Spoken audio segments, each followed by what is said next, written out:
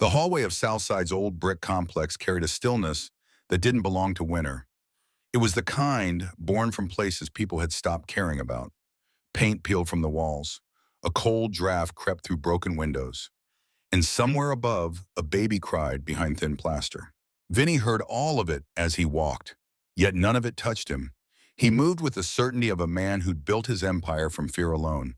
Coat crisp, steps measured. Two men behind him, ready for whatever waited at Unit 402. Marco had said the tenant was months behind on payment, a man trying to outsmart the wrong landlord, a man who needed to be reminded of the order of this world. Vinny didn't knock. He didn't warn. He pushed the door open the way he'd pushed open dozens of others, firm, decisive, expecting a coward scrambling inside. But the room froze him mid-breath. There was no debtor. Instead, beneath the faint hum of an old radiator, sat a woman he knew better than he knew the men who'd once sworn loyalty to him. Elena bent forward at a sewing machine, sleeves rolled up, movements exhausted but steady. A small bassinet stood beside her, holding a newborn wrapped in a thin blanket, crying softly, hunger turning its voice thin and desperate. A half-empty bottle of diluted formula sat next to an empty container, the label faded from too many refills. For a man used to gunfire, betrayal, and blood, nothing had ever hit him as sharply as this quiet scene. She didn't look up at first. Only when the baby's cry broke again did she raise her head, and her eyes widened with a recognition that carried both history and warning. Vinny, a man feared by half the city, couldn't make sense of the moment. His pulse didn't quicken from danger, but from something far older. Elena! His voice came out rougher than he intended. Her chair scraped lightly as she stood and stepped instinctively between him and the child. The sewing scissors flashed in her hand, not as a threat, but as a boundary he had no right to cross. The quiet room held more tension than any standoff he had led. "What are you doing here?" he demanded. "And whose child is that?" He expected fear, excuses, maybe even lies. He did not expect her silence. Steady, unwavering.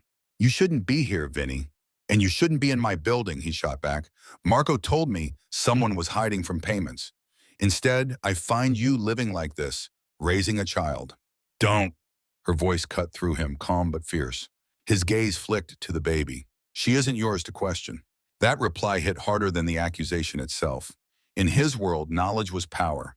And right now, Elena had both. He took a step closer, jaw tightening. "I asked you a question, and I gave you an answer." She lifted her chin, a gesture he remembered from the days when they still shared a home, a future, a hope he didn't have words for back then. The baby whimpered again. Elena reached for the bottle and tested it, but the formula was too diluted to offer real comfort. Still, she fed the child with a gentleness that made something inside Vinny shift uncomfortably, like an old wound waking. He reached into his coat and threw a stack of cash onto the table. More than enough to cover rent, food, and a dozen new containers of formula. "Take it," he said. Elena didn't even look at the money. "I don't want anything from you." Behind him, one of his men shifted awkwardly. They had seen Vinny handle gunmen with less strain than this single sentence. He forced himself to stay composed, but his thoughts crashed against each other. Why is she here? Why didn't she call? Whose child is this? What did Marco really tell me? The last thought lingered longer than the rest. Elena turned back to her sewing machine. The rhythmic clicking resumed, filling the apartment with a stubborn determination that refused to bend to him. It was the sound of someone surviving, not living. Vinny had seen people fight for their lives before. He had never seen Elena fight like this. When he finally stepped back, the hallway felt colder than before. His men waited for orders, expecting the usual response: punishment, eviction, intimidation. Instead, Vinny stood still, his hand on the railing, trying to anchor himself to the world he thought he understood. "Boss?" one of them asked, but he wasn't listening. He was replaying the scene inside that room.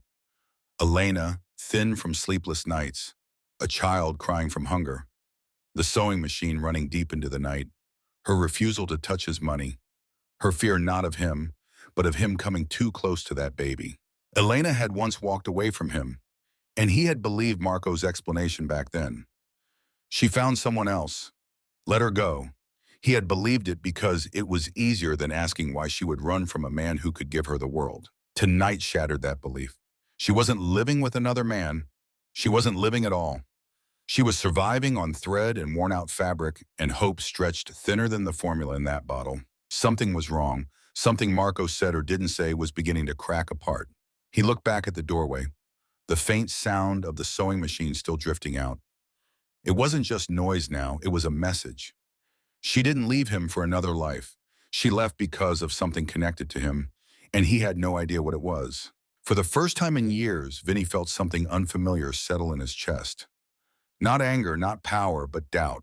Find out who else lives in this building, he told his men, and bring me everything. Every name, every payment, every report Marco ever filed on this place. They exchanged confused glances, but obeyed. When they walked away, Vinny remained a moment longer, staring at the door he had opened without hesitation. It would take much longer to understand what he had walked into.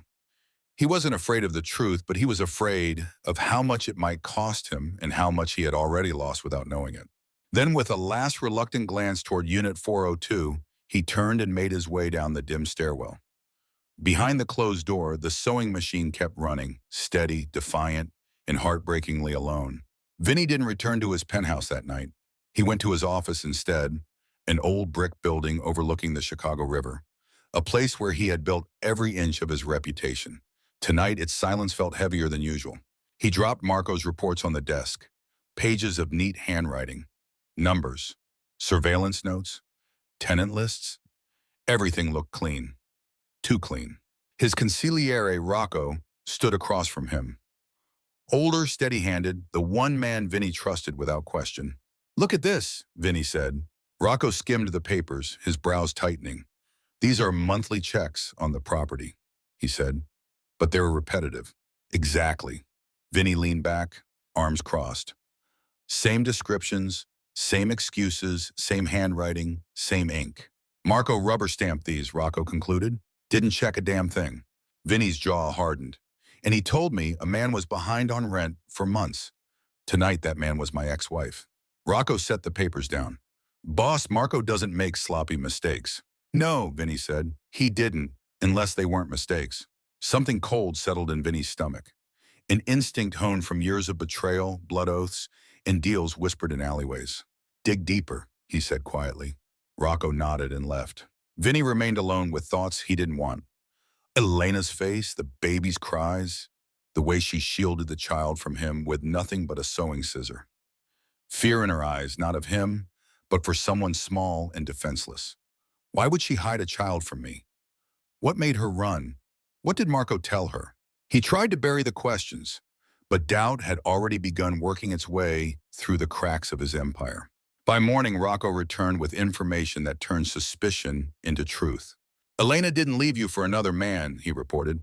"She left because someone told her you'd never accept a child, that you'd see a baby as a weakness, that she'd grow up surrounded by the same violence that took your father." Vinny stared at him. "Who said that?" Rocco hesitated. "A rare thing, Marco." The room stilled. Rocco continued, voice low. "He met with her secretly more than once. Records show phone calls, parking lot conversations. He fed her stories, said the organization was unstable, said you were slipping, said the child would never be safe around you." A beat of silence. "And you didn't notice," Rocco added carefully, "because at the same time, Marco was whispering to the men that you were distracted, losing your edge." The betrayal sat like rusted iron on Vinny's tongue. Marco had been by his side for 10 years. A man who studied his silence, a man who smiled through loyalty and plotted through necessity, a man who would happily tear down everything Vinny built. "He wanted Elena out," Rocco said. "He wanted you spiraling. A weakened boss is easy to replace." Vinny's hand curled into a fist on the desk. "Where is he now?" "We don't know. He's vanished." Typical. A man planning a coup didn't stay within arm's reach. But the worst wasn't Marco's ambition. It was the realization that Elena, who once trusted him with her whole life, had believed Marco without asking him once. Why? What had he done to make lies feel more believable than the truth? He had no answer, only the weight of a past he couldn't rewrite. Snow fell that night, thick, heavy flakes that blurred streetlights and turned Chicago into a ghost city, the kind of night where danger traveled quietly. Vinny couldn't shake the memory of the baby's thin cry. Something about it had lodged itself in his chest. He sent 2 guards to check the building. 15 minutes later, one returned, knocking urgently. Boss, Elena's kid is sick. Vinny didn't think. He didn't analyze. His instincts took the lead. He grabbed his coat and was out the door before the man finished the sentence. Back at Unit 402, he found Elena frantic, holding the crying infant close to her chest. Her hair was damp with sweat, her hands trembling, the baby's tiny body flushed from fever. Elena didn't even hear him enter. Her focus locked on keeping the child awake, breathing, alive. Elena, she looked up sharply, fear and desperation colliding in her eyes.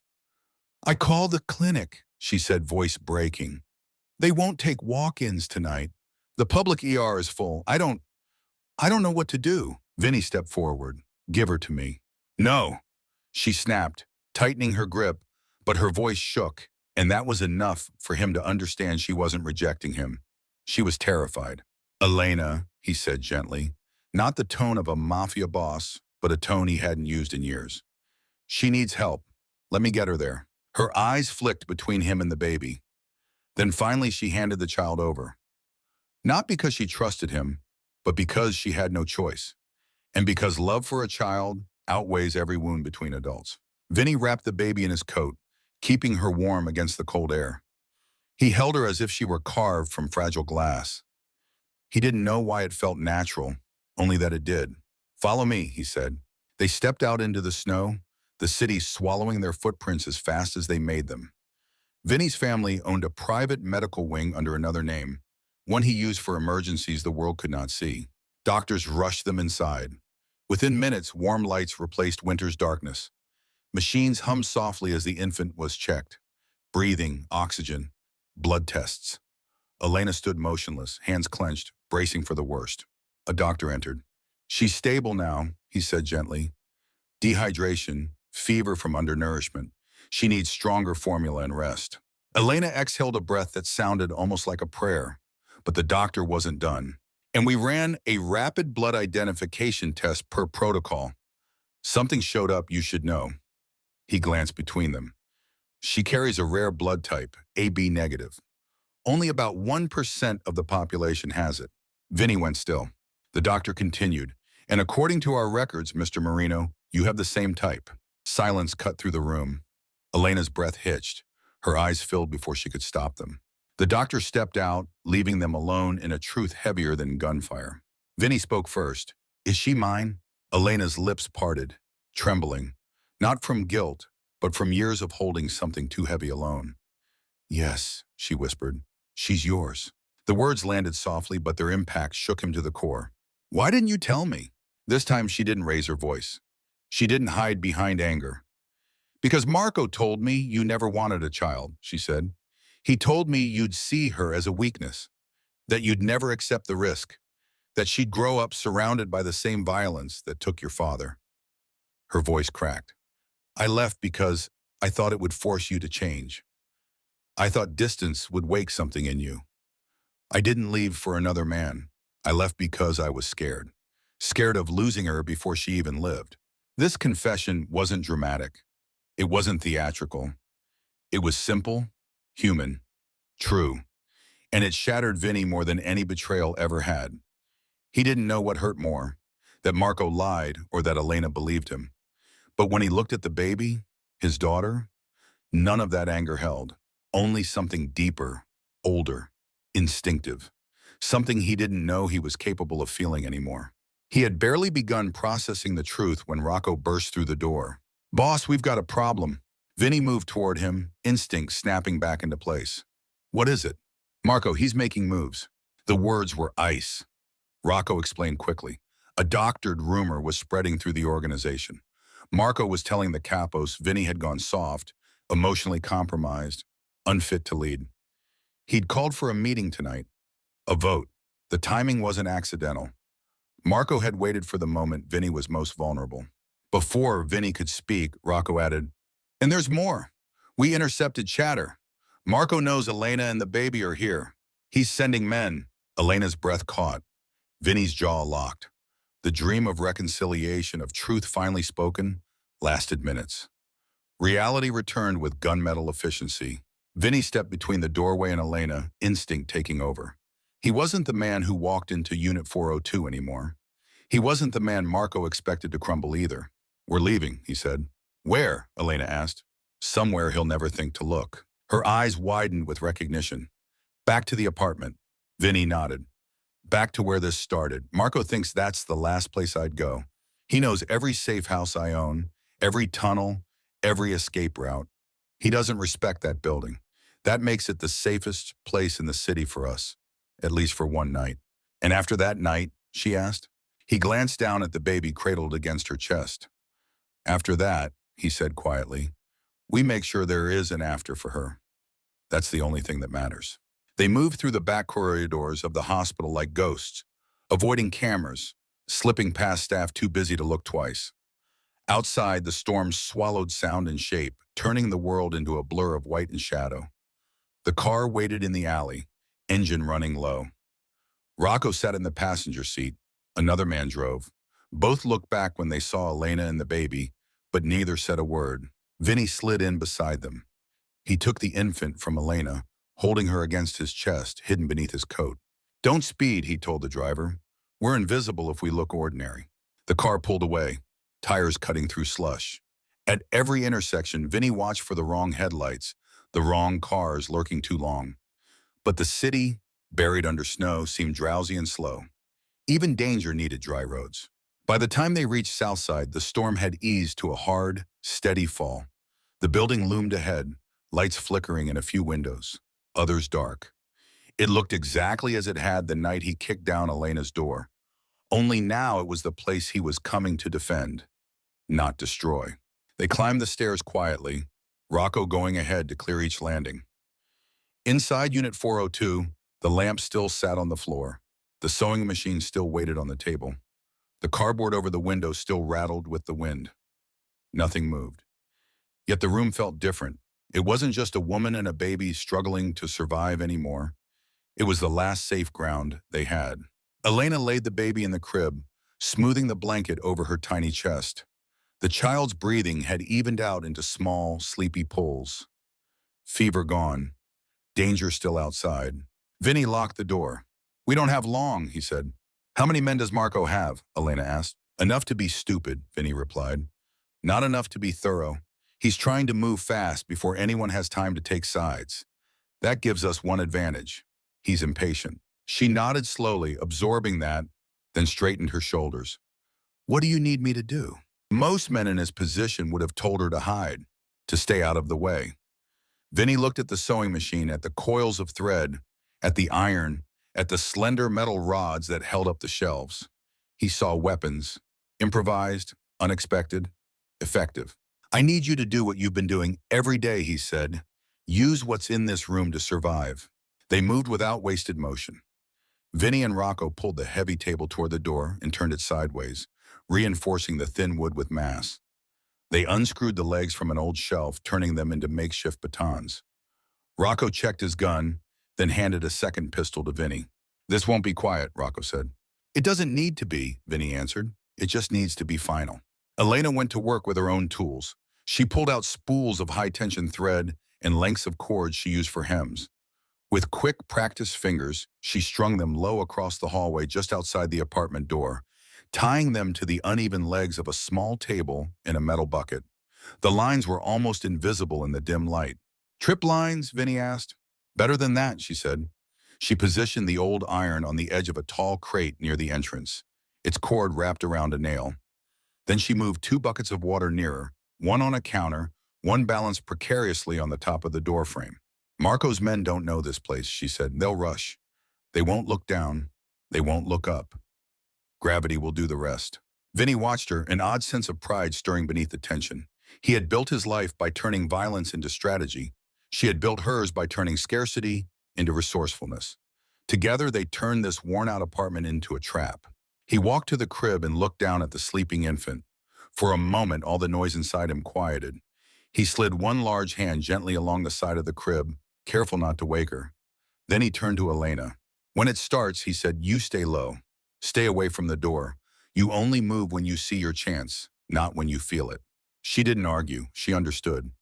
Fear sharpened her, but didn't control her. She slipped her thimble onto her finger, slid a long, thin sewing needle into her sleeve, and tucked a tape measure into her pocket. "Looks like you came to collect more than rent this time," she said, a faint, grim smile touching her lips. He almost smiled back. "I came to keep what's mine," he replied. The words hung between them, carrying more than one meaning. The first sound came 10 minutes later. Car doors, more than one, then boots on concrete. Vinny moved to the side of the door, gun raised. Rocco took the opposite angle. Elena crouched behind the edge of the table they'd repurposed as a shield, close enough to reach the baby in one step if she needed to. Voices echoed in the stairwell, rough, confident, careless. "Boss says second floor, end of the hall. Can't believe he ran here. Duca's lost his mind." The footsteps drew closer. The first man hit the trip line at full speed.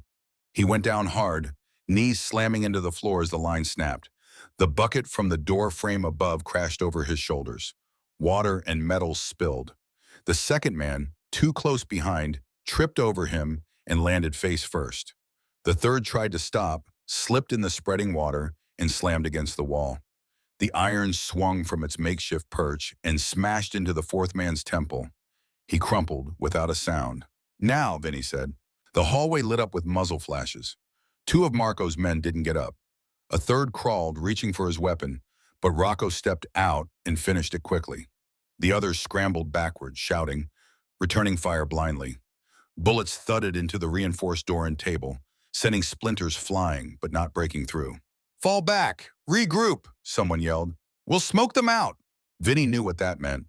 They'd try fire or tear gas or something worse. He couldn't let the fight drag on. He glanced at Elena. She was pale but focused. Her eyes flicked to the crib, then back to him, asking a question without words. "How many are left?" she whispered. "Enough," he said, "but not enough if they start dropping fast." "Then we make them drop," she replied. The next wave came slower, more cautious. They'd learned something. The first man pushed forward with his arm tucked in front of his face, using a jacket as a shield. Another lugged what looked like a small gas canister. Vinny changed tactics. He waited until they were within reach of the doorway, then stepped out low, firing two quick, controlled shots. The canister carrier fell, the metal cylinder clattering away. The man with the jacket stumbled, disoriented. That was Elena's cue. She yanked one of her lines hard. The spilled water still on the floor from the first wave made the hallway slick. The second man lost all footing and slammed back into the wall. Elena swung the tall crate, sending it crashing into him. He dropped his gun. Rocco finished him. The hallway grew quiet again, too quiet. Then a voice cut through the stillness. "Well," and it said, "that's one way to turn low-income housing into a war zone, Marco." He didn't shout, he didn't rush. He walked. When he came into view at the end of the hall, he wasn't holding a weapon. He didn't need one. He had something else.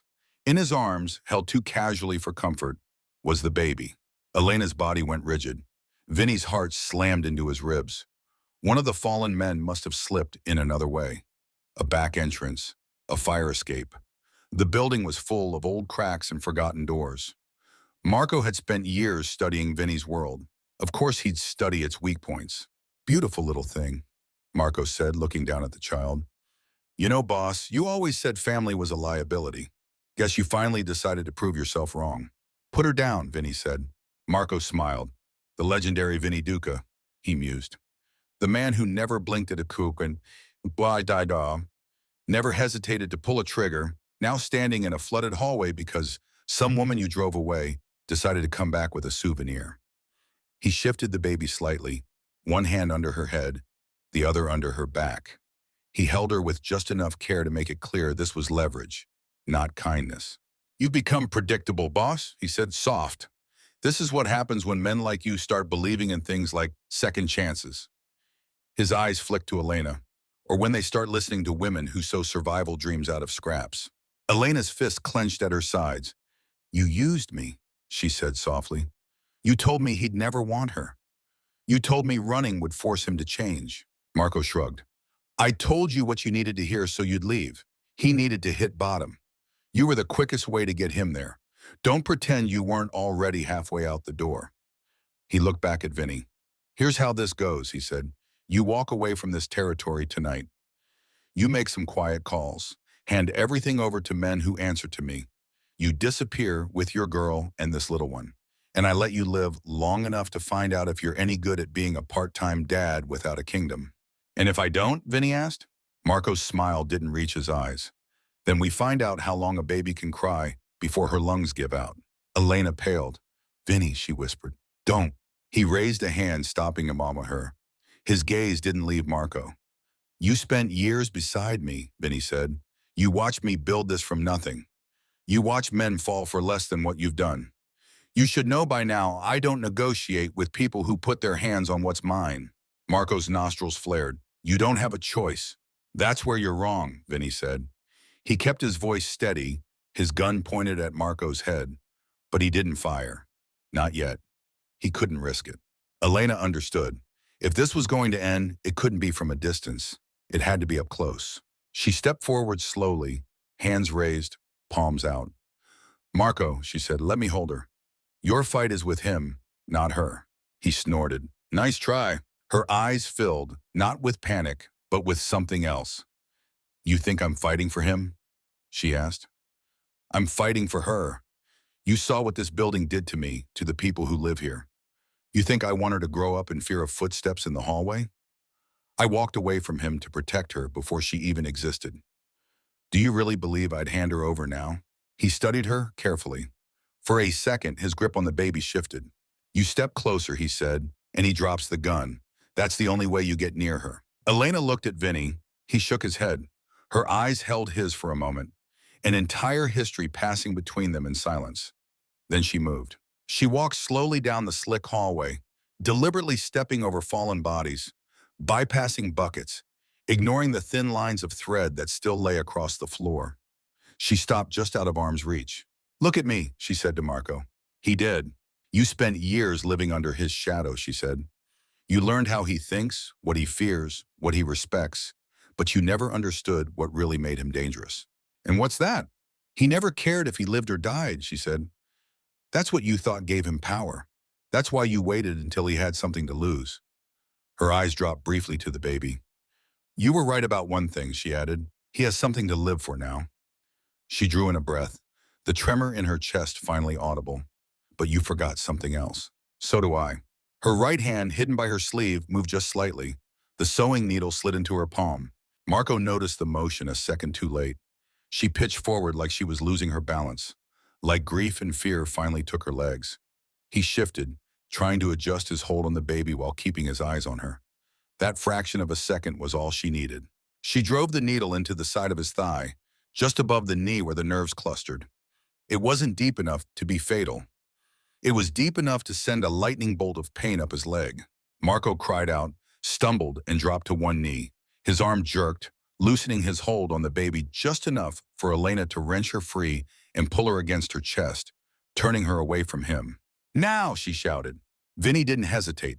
He holstered the gun and closed the distance in 3 strides, choosing a weapon that matched the life they had taken from Elena. The measuring tape snapped out of her pocket as she shielded the baby with her body. Then he grabbed it, looped it around Marco's neck, and pulled. Marco clawed at the tape, eyes bulging, the slick hallway giving him no leverage. His boots slipped against blood and water. Every attempt to stand only drove the tape deeper into his skin. You used my family, Vinny said, voice quiet but charged with 10 years of loyalty turned sour. You turned my wife into a weapon. You stole my daughter's first years from me. You thought that made you smarter. Marco choked, hands weakening. All it did, Vinny said, tightening his grip, was give me a reason to stop caring about what happens to you. The tape dug in, cutting off the last of Marco's breath. His hands fell away. The hallway went still. For a long moment, the only sound was the baby's soft, confused whimper against Elena's shoulder. Vinny finally let go. Marco's body hit the floor with a dull, final thud. The aftermath came in waves. Rocco made calls. Some men pledged loyalty. Others disappeared. A few were handled before sunrise. Police sirens sounded in the distance, but never reached the building. Some lines ran too deep. Some favors had been owed too long. One quiet agreement after another slid into place, smoothing over the noise. By noon the next day, Marco's attempted coup was an ugly rumor. Vinny stepped back from the center of it. He met with his captains, gave clear instructions. You'll take over this territory, he told one. You'll handle that operation, he told another. You'll keep the streets quieter than before. No deals near schools, no collections in the middle of the night. You work clean or you don't work. They watched him carefully. You're walking away? One finally asked. Yes, Vinny said simply. I am. It wasn't a speech. It wasn't a plea. It was a decision. He had spent his life building a kingdom out of fear. Now for the first time he was building something else. Not empire, not legend, a family. Weeks passed. The city thawed slowly. Ice receding from gutters, snow piles shrinking to dirty slush. Southside didn't transform overnight, but something in Unit 402 did. The radiator worked now. The landlord who answered to men loyal to Vinny made sure of it. A new window replaced the cracked one. The draft stopped. Shelves went up on the walls, holding folded baby clothes that no longer looked secondhand and thin. A new crib arrived, sturdy, safe, painted soft white. On a small counter next to a clean kettle and a stack of bottles stood rows of formula cans. The good kind, the kind that never had to be watered down. Vinny stood in front of them one evening trying to read the tiny instructions printed on the side of the can. His brow furrowed in concentration. 2 scoops per ounce, he muttered, or 2 ounces per scoop. Who writes these things? Elena leaned against the doorway, watching him. You're overthinking it, she said. Here. She stepped close, her hands guiding his, showing him how to measure, how to stir, how to test the temperature on the inside of his wrist. You're too careful, she teased. There was a time people said I wasn't careful enough, he replied. He lifted the bottle and carried it to the crib. Their daughter, so much bigger now than the night he first saw her, kicked her feet and waved her arms. Her small face broke into something that in a few months would become a real smile. He picked her up awkwardly, still not used to the way her entire body seemed to weigh nothing and everything at once. She latched onto the bottle with sure conviction. There you go, he said quietly. No more watered-down milk. Not ever again. From her seat at the sewing machine, Elena watched them. The machine had new fabric under the needle now. Better cloth, softer colors. She wasn't only mending for survival anymore. She was making something new. On the table beside her lay a half-finished tiny white dress. You're really doing it, she said after a while. You're not going back. No, he said, I'm not. You don't miss it? He thought of late-night meetings, of money piled in duffel bags, of whispers in alleys and fear in men's eyes when he entered a room. I miss believing power was the only thing I was good at, he admitted. It was easier than this. He looked down at the baby in his arms, at her small, contented face. But I'd rather learn this. Elena smiled faintly and returned to her work, guiding the seam under the needle. The little dress began to take shape, white cloth catching light from the clean window. What's the dress for? He asked. She didn't look up. For the day she sees us both and doesn't remember a time when we weren't there, she said. For the day this place stops feeling like a battlefield and starts feeling like home. He watched her, the rhythm of the sewing machine a different kind of soundtrack now. Less desperate, more hopeful. White's a good color, he said. Fresh start. She nodded, at least for some things. They fell into a quiet that wasn't heavy or strained. It was the quiet of people who had said enough for one day and knew there would be more days to come. Months later, when people in the city spoke of Vinny Duca, they lowered their voices. Some said he had retired. Some said he was still pulling strings from the shadows. Some said he had died. None of them knew about the small apartment on the second floor of a worn-out building in Southside, where a man once feared for his ruthlessness now struggled with baby formula measurements and the proper folding of tiny shirts. They didn't see the woman at the sewing machine, stitching not only fabric, but a different kind of life out of the scraps they had left. They didn't hear the soft laugh of a child learning the world from inside 4 patched-up walls and 2 arms that never let her fall. One evening, as the sun set in the soft orange behind the buildings, Elena finished the last stitch on the white dress and held it up to the light. The thread shone faintly.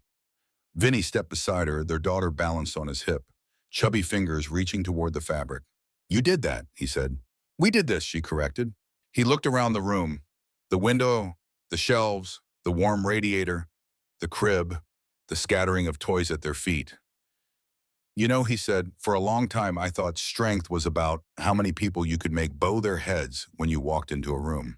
And now, she asked? He kissed their daughter's forehead and watched her wrap her hands around his thumb.